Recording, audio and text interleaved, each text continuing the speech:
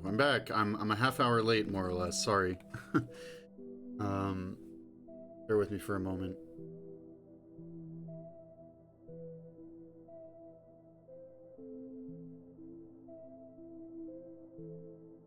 Okay, I'm gonna wait for a couple minutes and then we'll get started.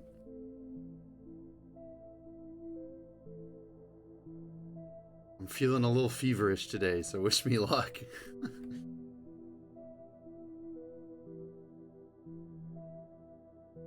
A hell of a winter, man. I'm getting sick a lot. I don't know what I'm doing. Honestly, I wonder if it's because I wonder if it's BJJ because I'm like in close proximity all the time.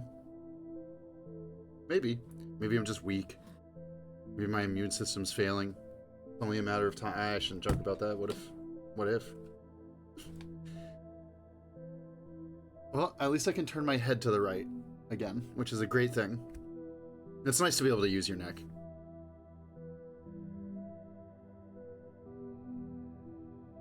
Today might be just a little bit shorter. It's 2 chapters, but about 15 pages altogether, which so far in Canticle for Leibowitz translates to somewhere between 30 to 40 minutes. But like I said on YouTube, I'm going to try to get back to a regular schedule.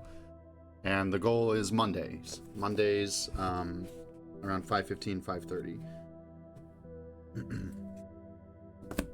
Alright, maybe another 30 seconds and we'll get started.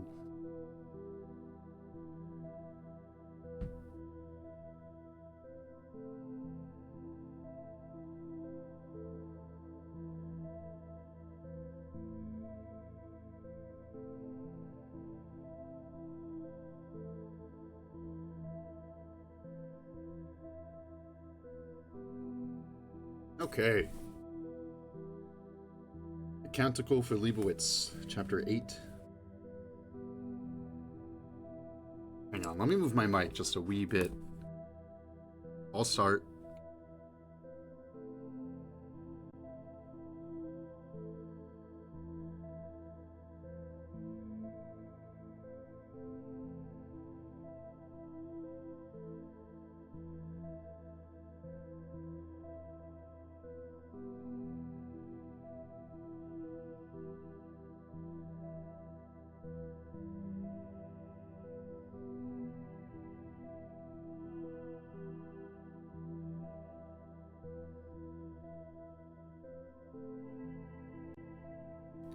Man, I cannot wait to get that Rode mic.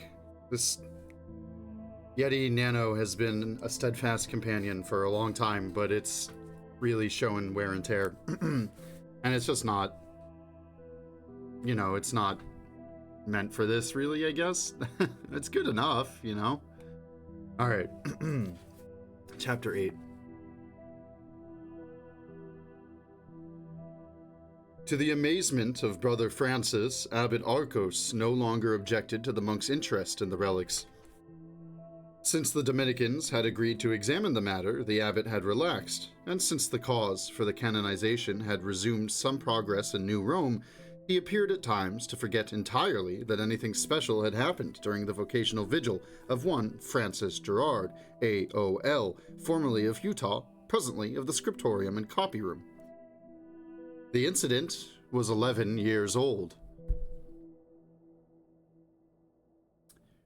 I lost my spot somehow. Amazing. The incident was 11 years old.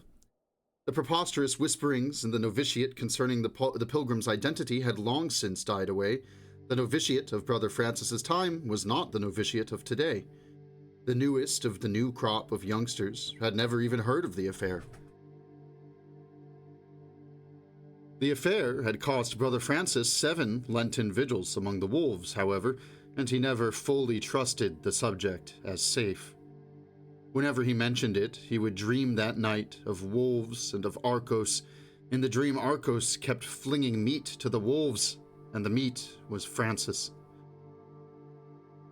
The monk found, however, that he might continue his project without being molested, except by Brother Jairus, who continued to tease.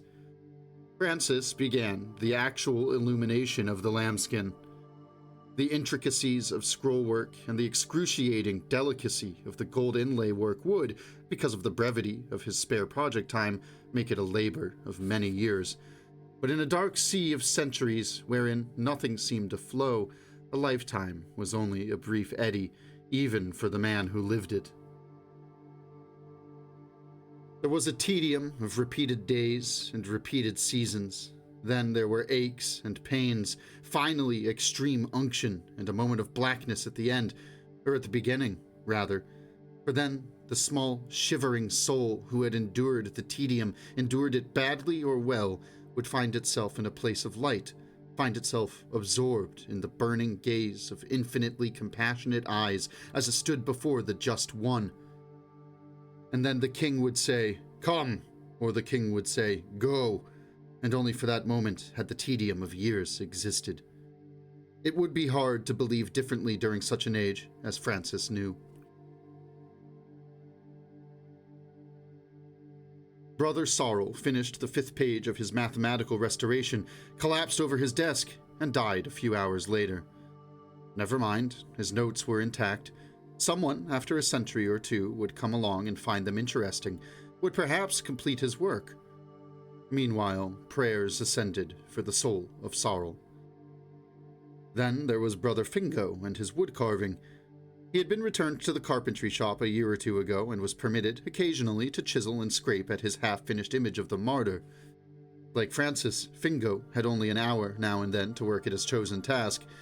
The wood carving progressed at a rate that was almost imperceptible unless one looked at the carving only after intervals of several months. Francis saw it too frequently to notice the growth. He found himself charmed by Fingo's easygoing exuberance, even while realizing that Fingo had adopted his affable manner to compensate for his ugliness, and he liked to spend idle minutes, whenever he could find them, watching Fingo work. The carpentry shop was rich with the odors of pine, cedar, spruce shavings, and human sweat. Wood was not easy to obtain at the Abbey. Except for fig trees and a couple of cottonwoods in the immediate vicinity of the waterhole, the region was treeless. It was a 3-day ride to the nearest stand of scrub that passed for timber, and the wood gatherers often were gone from the Abbey for a week at a time before they came back with a few donkey loads of branches for making pegs, spokes, and an occasional chair leg. Sometimes they dragged back a log or two for replacing a rotting beam, but with such a limited wood supply, carpenters were necessarily wood carvers and sculptors as well.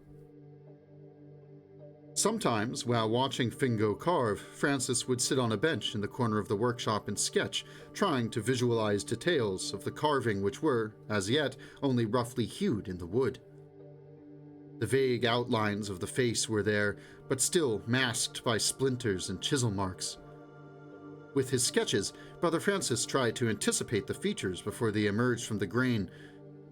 Fingo glanced at his sketches and laughed, but as the work progressed, Francis could not escape the feeling that the face of the carving was smiling a vaguely familiar smile. He sketched it thus, and the feeling of familiarity increased. Still, he could not place the face or recall who had smiled so wryly. "Not bad, really. Not bad at all," said Fingo of his sketches. The copyist shrugged. "I can't get over the feeling that I've seen him before." "Not around here, brother. Not in my time." Page break here. Francis fell ill during Advent, and several months had passed before he visited the workshop again. "The face is nearly finished, Francisco," said the woodcarver. "How do you like him now?" "I know him!" Francis gasped, staring at the merry but sad wrinkled eyes, the hint of a wry smile at the corners of the mouth, somehow almost too familiar. "You do? Who is it, then?" wondered Fingo. Well, I'm not sure. I think I know him, but..." Fingo laughed. "You're just recognizing your own sketches," he offered in explanation. Francis was not so certain. Still, he could not quite place the face. The wry smile seemed to say. The abbot found the smile irritating, however. While he allowed the work to be completed, he declared that he would never permit it to be used for the purpose originally planned, as an image to be placed in the church if the canonization of the Beatus were ever completed. Many years later, when the whole figure was completed, Arcos caused it to be set up in the corridor of the guest house, but later transferred it to his study after it had shocked a visitor from New Rome. Slowly, painfully, Brother Francis was making the lambskin a blaze of beauty. Word of his project spread beyond the copy room, and the monks often gathered around his table to watch the work and murmur admiration. "Inspiration!" someone whispered. "There's evidence enough. It could have been the Beatus he met out there." "I don't see why you don't spend your time on something useful," grumbled Brother Jairus, whose sarcastic wit had been exhausted by several years of patient answers from Brother Francis. The skeptic had been using his own free project time for making and decorating oilskin shades for the lamps in the church, thereby winning the attention of the abbot, who soon placed him in charge of the perennials. As the account ledgers soon began to testify, Brother Jairus' promotion was justified. Brother Horner, the old master copyist, fell ill. Within weeks, it became apparent that the well-loved monk was on his deathbed. A mass of burial was chanted early in Advent. The remains of the saintly old master copyist were committed to the earth of their origin. While the community expressed its grief in prayer, Arcos quietly appointed Brother Jairus as master of the copy room. On the day after his appointment, Brother Jairus informed Brother Francis that he considered it appropriate for him to put away the things of a child and start doing a man's work. Obediently, the monk wrapped his precious project in parchment, protected it with heavy boards, shelved it, and began making oilskin lampshades in his spare time. He murmured no protest, but contented himself with realizing that someday the soul of dear Brother Jairus would depart by the same road the soul of Brother Horner to begin that life for which, would depart by the same road as the soul of Brother Horner to begin that life for which this world was but a staging ground, might begin it at a rather early age, judging by the extent to which he fretted, fumed, and drove himself, and afterward, God willing, Francis might be allowed to complete his beloved document. Providence, however, took an earlier hand in the matter, without summoning the soul of Brother Jairus to its maker. During the summer which followed his appointment as master, a prothonotary apostolic and his retinue of clerks came by way of a donkey train to the abbey from New Rome. He introduced himself as Monsignor Malfredo Aguera, the postulator for the Beatus Leibowitz in the canonization procedure. With him were several Dominicans. He had come to observe the reopening of the shelter and the exploration of sealed environment. Also to investigate such evidence as the abbey could produce that might have a bearing on the case, including, to the abbot's dismay, reports of an alleged apparition of the Beatus which had, so travelers said, come to one Francis Gerard of Utah, AOL. The saint's advocate was warmly greeted by the monks, was quartered in the rooms reserved for visiting prelates, was lavishly served by 6 young novices instructed to be responsive to his every whim, although, as it turned out, Monsignor Aguera was a man of few whims, to the disappointment of would-be caterers. The finest wines were opened. Aguera sipped them politely, but preferred milk. Brother Huntsman snared plump quail and chaparral cocks for the guest table, but after inquiring about the feeding habits of the chaparral cocks, "Corn-fed, brother?" "No, snake-fed, monsieur." Monsignor Aguera seemed to prefer monk's gruel in the refectory. If only he had inquired about the anonymous bits of meat in the stews, he might have preferred the truly succulent chaparral cocks. Malfredo Aguera insisted that life go on as usual at the abbey, but nevertheless the advocate was entertained each evening at recreation by fiddlers and a troupe of clowns until he began to believe that, quote, life as usual at the abbey must be extraordinarily lively, as lives of monastic communities go.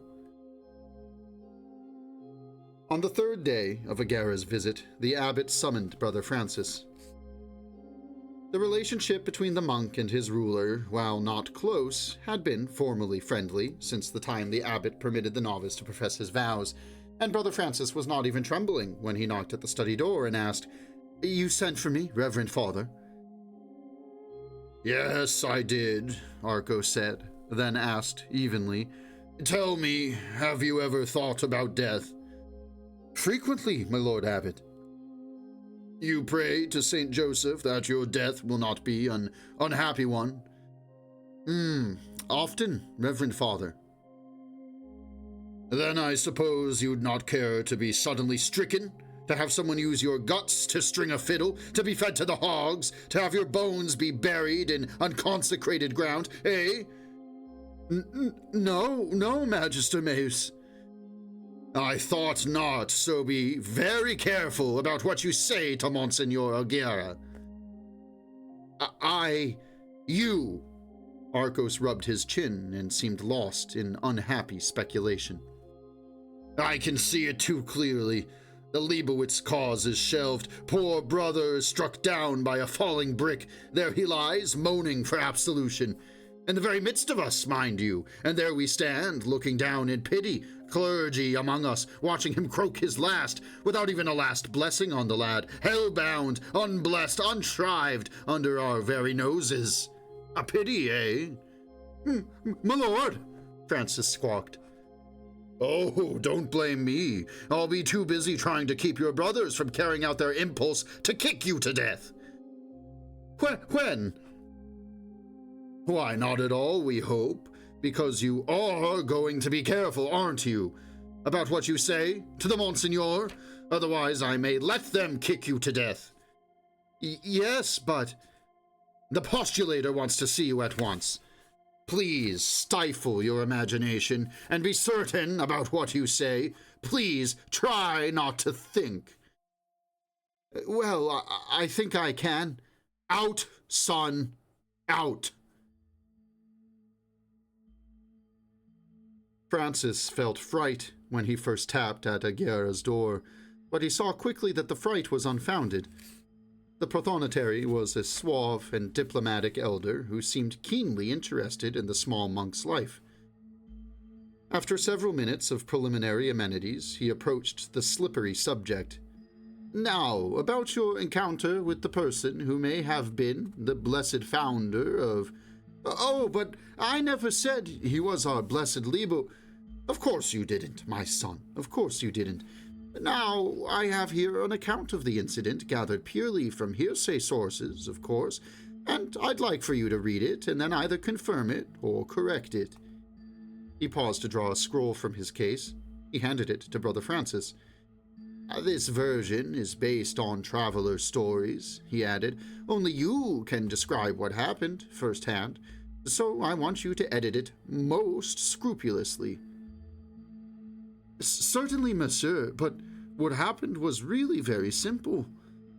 Read, then we'll talk about it, eh? The fatness of the scroll made it apparent that the hearsay account was not, quote, really very simple. Brother Francis read with mounting apprehension. The apprehension soon grew to the proportions of horror. You look white, son, said the postulator. Is something troubling you? Mister, it wasn't like this at all. No, but indirectly, at least, you must have been the author of it. How could it have been otherwise? Weren't you the only witness? Brother Francis closed his eyes and rubbed his forehead. He had told the simple truth to fellow novices. Fellow novices had whispered among themselves. Novices had told the story to travelers.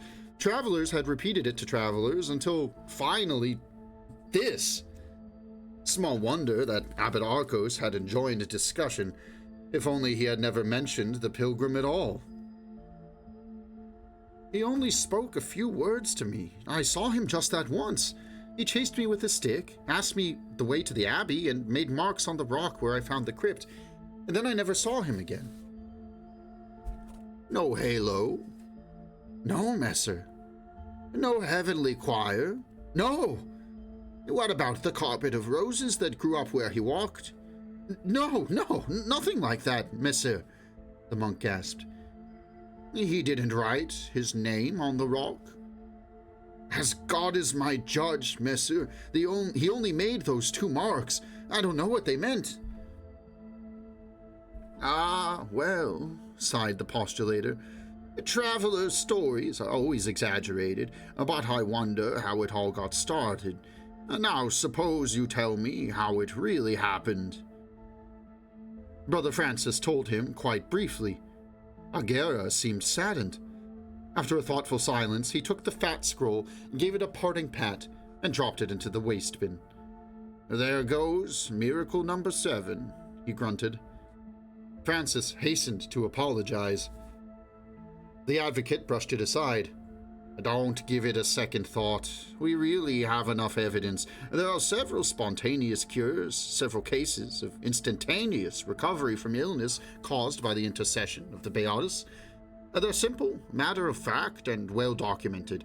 They're what cases for canonization are built on. Of course, they lack the poetry of this story, but I'm almost glad it's unfounded. Glad for your sake.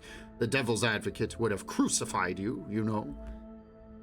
I never said anything like, I understand. It all started because of the shelter. We reopened it today, by the way." Francis brightened. Did you find anything more of St. Leibowitz?" "Blessed Leibowitz, please," the Monsignor corrected.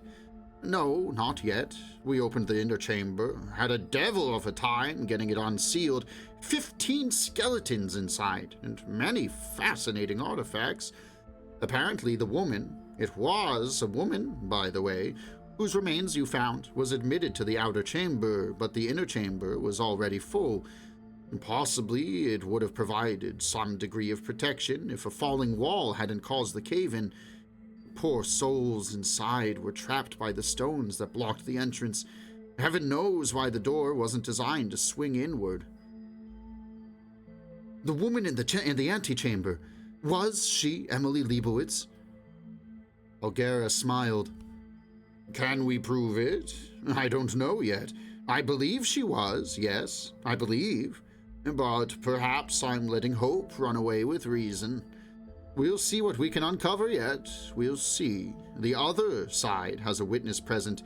I can't jump to conclusions." Despite his disappointment at Francis's account of the meeting with the pilgrim, Agera remained friendly enough. He spent 10 days at the archaeological site before returning to New Rome, and he left 2 of his assistants behind to supervise further excavation. On the day of his departure, he visited Brother Francis in the scriptorium. "They tell me you were working on a document to commemorate the relics you found," said the postulator. "Judging by the descriptions I've heard, I think I should very much like to see it." The monk protested that it was really nothing, but he went immediately to fetch it with such eagerness that his hands were trembling as he unpacked the lambskin. Joyfully, he observed that Brother Jairus was looking on while wearing a nervous frown. The Monsignor stared for many seconds. "Beautiful!" he exploded at last. "What glorious color! It's superb! Superb! Finish it, brother, finish it!" Brother Francis looked up at Brother Jairus and smiled questioningly. The master of the copy room turned quickly away. The back of his neck grew red. On the following day, Francis unpacked his quills, dyes, gold leaf, and resumed his labor on the illuminated diagram. Take a brief break, and then we'll do Chapter 9. Chapter 9 is much shorter.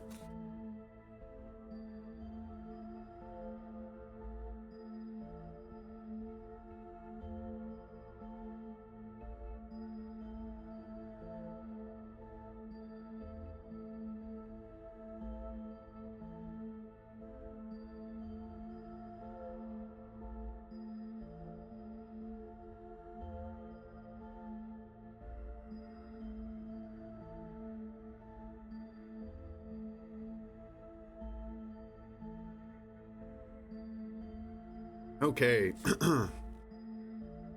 Oh man, sorry, I'm fighting a tickle in my throat. Chapter 9.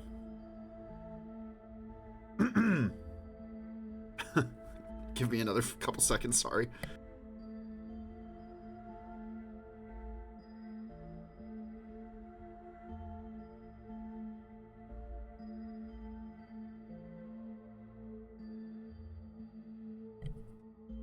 All right. Chapter 9. For real this time. A few months after the departure of Monsignor Aguirre, there came a second donkey train, with a full complement of clerks and armed guards for defense against highwaymen, mutant maniacs, and rumored dragons, to the Abbey from New Rome. This time, the expedition was headed by a Monsignor with small horns and pointy fangs, who announced that he was charged with the duty of opposing the canonization of the Blessed Leibowitz, and that he had come to investigate, and perhaps fix responsibility for, he hinted, certain incredible and hysterical rumors which had filtered out of the Abbey and lamentably reached even the gates of New Rome. He made it evident that he would tolerate no romantic nonsense, as a certain earlier visitor perhaps had done. The abbot greeted him politely and offered him an iron cot in a cell with a south exposure, after apologizing for the fact that the guest suite had been recently exposed to smallpox. The Monsignor was attended by his own staff and ate mush and herbs with the monks in the refectory, quail and chaparral cocks being unaccountably scarce that season, so the huntsman reported. This time, the abbot did not feel it necessary to warn Francis against any too liberal exercise of his imagination. Let him exercise it, if he dared. There was small danger of the advocatus diaboli giving immediate credence even to the truth, without first giving it a thorough thrashing and thrusting his fingers into its wounds.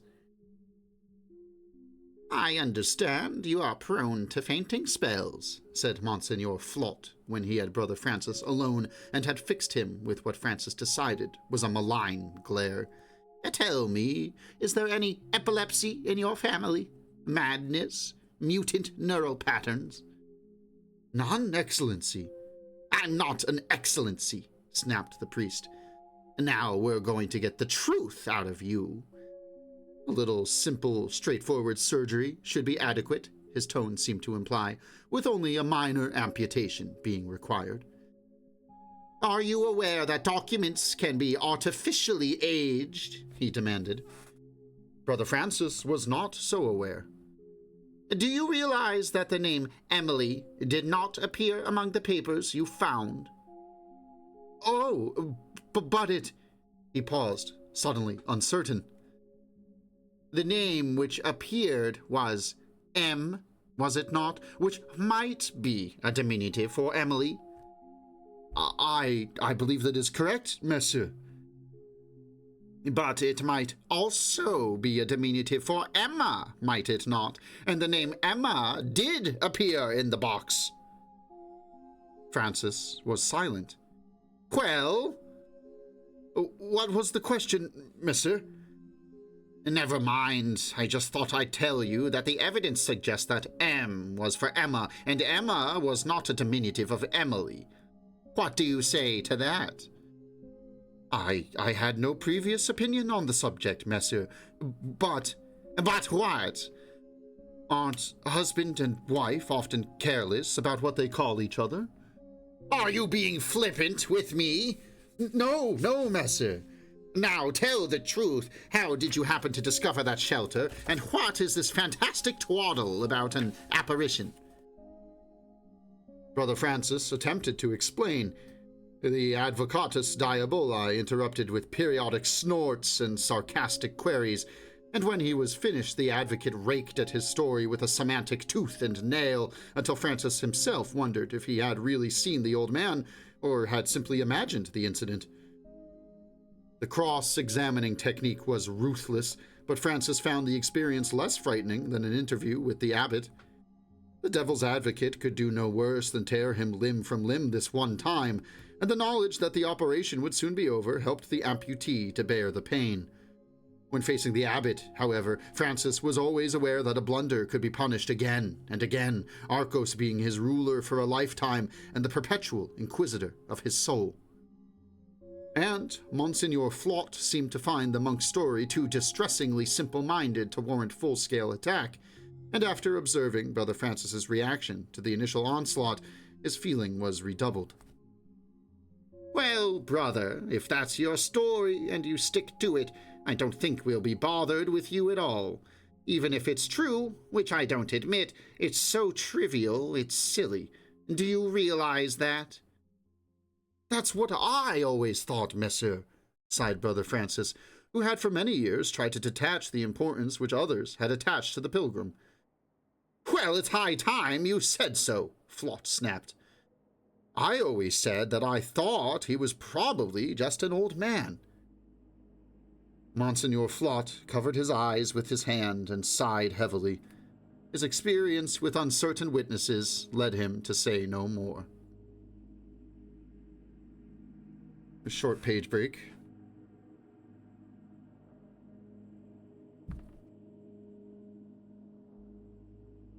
Before leaving the abbey, the Advocatus Diaboli, like the saint's advocate before him, stopped at the scriptorium and asked to see the illuminated commemoration of the Leibowitz blueprint, that dreadful incomprehensibility, as Flott called it. This time, the monk's hands trembled not with eagerness, but with fear, for once again he might be forced to abandon the project. Monsignor Flott gazed at the lambskin in silence. He swallowed thrice. At last, he forced himself to nod. Your imagery is vivid, he admitted. But we all knew that, didn't we? He paused. You've been working on it how long now? 6 years, monsieur, intermittently. Yes, well, it would seem that you have at least as many years to go. Monsignor Flott's horns immediately shortened by an inch, and his fangs disappeared entirely. He departed the same evening for New Rome. The years flowed smoothly by, seaming the faces of the young and adding gray to their temples. The perpetual labor of the monastery continued, daily storming heaven with the ever-recurring hymn of the divine office, daily supplying the world with a slow trickle of copied and recopied manuscript, occasionally renting clerks and scribes to the episcopate, to ecclesiastical tribunals, and to such few secular powers as would hire them. Brother Jairus developed ambitions of building a printing press, but Arcos quashed the plan when he heard of it. There was neither sufficient paper nor proper ink available, nor any demand for inexpensive books in a world smug in its illiteracy. The copy room continued with pot and quill. On the Feast of the Five Holy Fools, a Vatican messenger arrived with glad tidings for the order. Monsignor Flott had withdrawn all objections and was doing penance before an icon of the Beatus Leibowitz. Monsignor Aguera's case was proved. The Pope had directed that a decree be issued recommending canonization. The date for the formal proclamation was set for the coming Holy Year, and was to coincide with the calling of a General Council of the Church for the purpose of making a careful restatement of doctrine concerning the limitation of the magisterium to matters of faith and morals. It was a question which had been settled many times in history, but it seemed to re-arise in new forms every century, especially in those dark periods when man's, quote, knowledge of wind, stars, and rain was really only brief. During the time of the council, the founder of the Albertian order would be enrolled in the calendar of saints. The announcement was followed by a period of rejoicing at the abbey. Dom Arcos, now withered by age and close to dotage, summoned Brother Francis into his presence and wheezed, His Holiness invites us to New Rome for the canonization. Prepare to leave. I, my lord. You alone. Brother Pharmacist forbids me to travel, and it would not be well for Father Prior to leave while I am ill. Now, don't faint on me again, Dom Arcos added querulously. You're probably getting more credit than you deserve for the fact that the court accepted the death date of Emily Leibowitz as conclusively proved, but His Holiness invited you anyway. I suggest you thank God and claim no credit. Brother Francis tottered. His Holiness? Yes, now we're sending the original Leibowitz blueprint to the Vatican. What do you think about taking along your illuminated commemoration as a personal gift to the Holy Father? Said Francis. The abbot revived him, blessed him, called him a good simpleton, and sent him to pack his bindlestiff.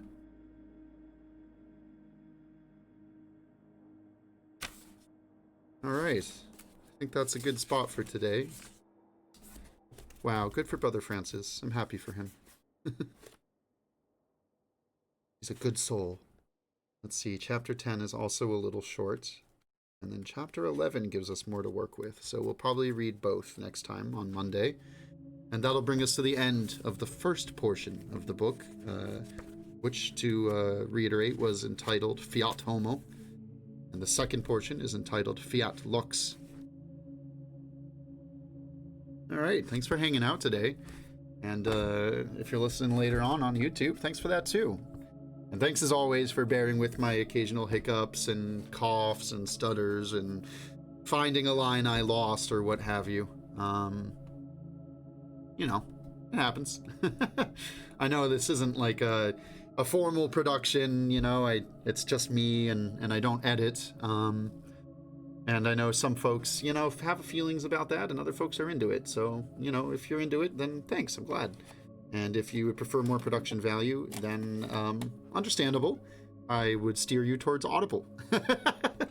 That being said, with the Rode and the Scarlett interface, once I get that, you know, hopefully sound quality will improve. And I've said many times that I intend to eventually take up learning to edit, and it's been hard for me to feel motivated to do that, given that I'm sort of bound by the limitations of my hardware. So, you know, with the new equipment, I'm going to make an actual effort to learn. I don't know how much editing I will actually do when it comes to hiccups. I think mainly my goal with any editing is just going to be to reduce echo and other noise artifacts, just to increase the quality of the recording.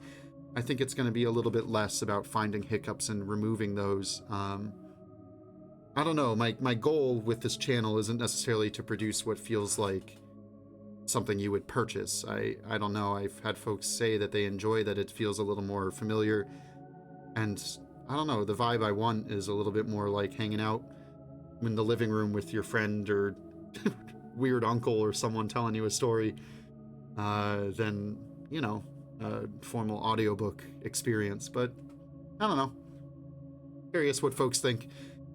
All right, as always, thanks for hanging, and thanks to Aindulmedir. Today we listened to the Lunar Lexicon, and right now, actually, we're listening to portions of, oh lord, Star Lore. I think this is The Hermit's Sleep. Anyway, you can find his tunes on Spotify, Bandcamp, and YouTube. He's a cool dude. He's working on some cool projects. Take a look and show him some love and tell him you like his music. All right, folks, take it easy. And if you got any questions, comments, or feedback, shoot me an email, leave a comment, you know, whatever. Catch you later.